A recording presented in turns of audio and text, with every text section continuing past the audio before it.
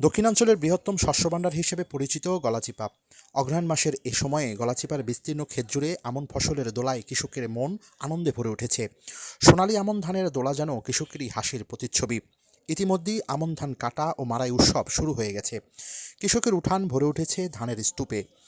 এবার গলাচিপা আমনের লক্ষ্যমাত্রার চেয়ে অধিক ফলন হয়েছে।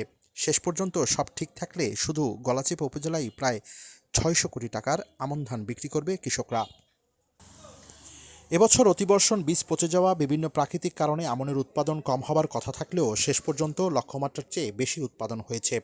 উপকূলীয় জেলার পটুয়াখালীর ৮টি উপজেলার মধ্যে গলাচিপায় এবার বেশি ধান উৎপাদন হয়েছে।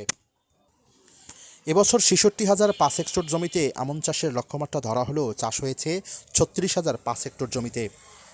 কম জমিতে চাষ হওয়ার কথা থাকলেও ফলন হয়েছে তার দ্বিগুণ। আমনের এমন উৎসবে দুশ্চিন্তার কথাও রয়েছে।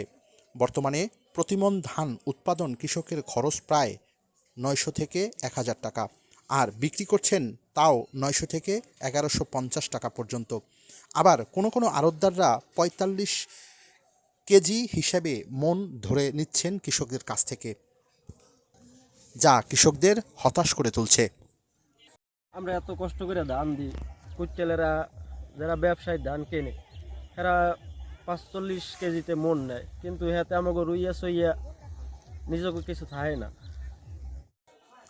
শত প্রতিকূলতার পরেও আমনের বাম্পার ফলনে কৃষকের মুখের হাসি প্রায় কপালের চিন্তার ভাঁজের কাছে হেরে যায়। মনে দুশ্চিন্তার দানা বাঁধে পরিশ্রমের ফসল সঠিক ওজনে ন্যায্য মূল্যে বিক্রি করতে পারবেন কিনা। তবে শত প্রতিকূলতার পরেও কৃষকের মুখে ফুটবে হাসি, এমনটাই প্রত্যাশা। রাকিবুল হাসান, পায়রা টেলিভিশন।